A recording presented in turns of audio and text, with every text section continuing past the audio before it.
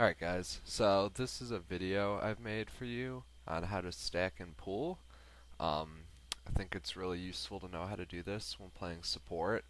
It's pretty important to help control lane equilibrium and to put your farming carry in a safe place in the lane by pulling creep waves. So what I'm showing you here now is I'm stacking this camp, and you stack it by hitting any camp. You stack it by hitting it at 53 seconds and pulling it out, because the game checks at a minute for any creeps there every minute. So 1 minute, 2 minute, 3 minutes, and if there are no creeps there, it will spawn another camp or another set of creeps in that camp, and then the camp you pulled out will go back there. So you see I have two sets of camps now, and then you'll pull this like I just did there into your incoming creep wave. Now the reason you stack the camp instead of doing just a single pull is because if you don't stack it at all, the creep wave will kill the camp and it will push your lane out, because the enemy creep wave will hit your tower and die, and it will cause where the creeps meet in your lane to be really far away from the tower, which is really dangerous for your carry. You saw, as I was just showing there, you see the creep wave is in a really good spot for our carry to farm, and it's really safe. So, and I'm just, this isn't really important. I'm just last hitting. You want to, if you're double stacking, and then pulling, you want to make sure that the creep wave dies. So, when creeps are at 50% health, you can start attacking your own creeps. So, you just deny them, and then you go for last hits. So, what I'm showing now is what I prefer to do, because as a support, gets you more gold and experience, is you do, I call it a pull through. I don't know what else, a single pull. So what I do, I pull it when any of these camps on the radiant side, I pull them when they hit the trees on the mini map, or I guess it's at 15 seconds and 45 seconds. And you see here is I've just pulled a single thing. Now, if I just didn't do anything else with this and let it die, it would cause the lane to push, which is what I don't want. But what I'm going to do is I'm going to use tangos, or I guess if you had a quelling blade, and destroy the trees here. And I'm going to, when this camp's about to die, start pulling this one in, and then kill this camp, which causes these creeps now to leash onto this camp, which is really good, and which is what I want. This is really nice as a support, just because you'll clear more creep waves doing this, and you'll get more golden experience. I also did it really well here because I pulled it through before the camp below it respawned. So you'll see now I'm trying, the creep wave's coming, and I'm a little late on the pull. Yeah, I cast a spell just because it's like faster animation than auto attacking, and I only get two of these creeps, but it actually worked out really well because the creep wave I pulled previously came back into the camp, so it ended up working well. So as a support, you can see, despite not being in the lane ever, except for that little bit earlier, I'm level 4, which is really great because your farming carry has been really safe most of this early game, and he's really high level and has really good farm. So now I'm showing you the pool on the dire side in your safe lane. So I'm just going to do a single pull here. So again, you pull at like 14, 15 seconds. I do this more like visually based than time, but I guess timing is probably more consistent. So I pulled the camp here, and I'm just kind of auto-attacking it because I'm going to pull it through in a second. It's really important. This is really hard to time, and it's just an experience thing. You got to wait. You want to pull the next camp in right as the thing's dying, because otherwise the creep wave doesn't follow the new pull that you just did, and when it kills the one creep, it will just go back to the wave, which is really bad because it causes the lane to push, and that's really bad for your carry, unless you want to push the lane, but usually you don't. You just want to have your carry farm. So now I'm just attacking these. It's not really important. Just attacking these some more. So now I'm going to show you how to stack this. It's pretty easy. You just attack it at 53 seconds, and you run, and they just follow you. The creep camps have a leash time of 7 seconds. That's why 53 seconds is usually the pool time, because they'll hit their like maximum distance from being from the camp at the minute when they would respawn. So now I just have this creep camp here. I'm going to pull at 14, 15 seconds. I just look on the map when the creep wave hits the like next block of trees, but 14, 15 seconds is probably, again, a more consistent thing to go off of. So now you just have a stack here. Usually if you double pull, you're not farming as much as a support, and it's safer to do this. Because pulling through gets you really close to the like where the enemies are going to be in your lane, which can be really dangerous. Double pulling is way safer, but it's not as rewarding. So now I'm going to show you another pull you can do on the dire side. The dire side jungle is really, there's a lot of different pulls you can do. So this is what you do on the dire side, and I cut the trees, and then at 51, 52 seconds, or when the creep wave's about to hit the tower, you pull it through like this.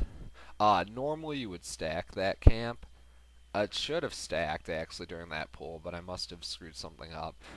You could, I guess, pull it back through into the other camp, like how I did it the other way, but that's kind of hard. I've never really practiced that. So you can also pull a small camp in the jungle. Usually you want to stack this, so you'll see here I have already stacked it somewhat. You just attack it at the 53 seconds and pull it that way. You don't want to pull it up to the left because it'll hit the tower and the tower will kill some of it. So you see I have a big stack now, and I'm going to attack it at 5 seconds or 35 seconds because creep waves spawn at the minute and at the 30-second mark, and you'll pull it through. You want to be careful with this because if the jungle creep that the creep wave is aggroed onto dies when you're pulling, it can sometimes f up the pull and they'll unleash from it, which can be really frustrating. It's just kind of an experience thing. This is a harder pull to do, so it takes some practice. So I'm also going to show you here another important stack you should know how to do is just stacking the ancients, because it's like a lot of money you can bank up for your carry to come farm later. So you see here I'm just going to take it at 53 and run up and just run away, and it should be stacked now. This is really great because if you get like a triple or quadruple ancient stack as a support, your carry can come over and get like 1200 gold in like 30 seconds, which is really awesome, and can get them really farmed up. And often as a support, you might not have anything better to do. Your carries are just farming. This is kind of a good place to hang just because you're close by mid, you're close by bottom, so you can like report back quickly. If shit goes down, although usually you have a TP scroll and you just something happens, you TP to the closest tower. So I'm also going to show you the Radiant Ancient stack. You wouldn't do this if you're on the dire side. Usually you wouldn't stack their own ancients, but so you usually do this on the Radiant side. I put a ward there just to show you how how it spawns, because it's not a vision based thing. Creep camps can get blocked. There's like a range of if stuff is there, it prevents it from spawning, but it's not necessarily vision based. So you see here, I just have 2 sets of golems there now, which is great. And the same thing, you can just stack up ancients for your carry. I'm also going to show you, this is really hard to do, so you never would really do this unless you knew what you were doing. But this is you can pull mid actually on the Radiant side, which in November it was way easier to do, and it was pretty broken. It got changed somewhat. The leash timing got tighter for creep camp, so it's not as easy to do that, but you can still do it. If so, you see there I just double stacked the small camp. You can cut down these trees here. You need to cut down the trees now, otherwise it's like, I would assume, impossible. So then you see how I pull it there, and I kind of F it up actually. See how hard it is to do? I only got a range creep. So you pull it 46, 47, and this one's kind of hard. You need to like bait the range attack. So you see how only one creep went, but when that ranged attack hit me, 2 other creeps got mad at the camp and came over. So this wasn't even a perfect pull, but it was alright. And the reason you do this is a support, maybe there's nothing better to do, but it can really help your mid win his lane. So I'm just clearing the camp now. Like, if you do really good mid pools, their mid just loses the lane. There's nothing they can do pretty much other than like come kill you, have their supports come kill you, or block the camp.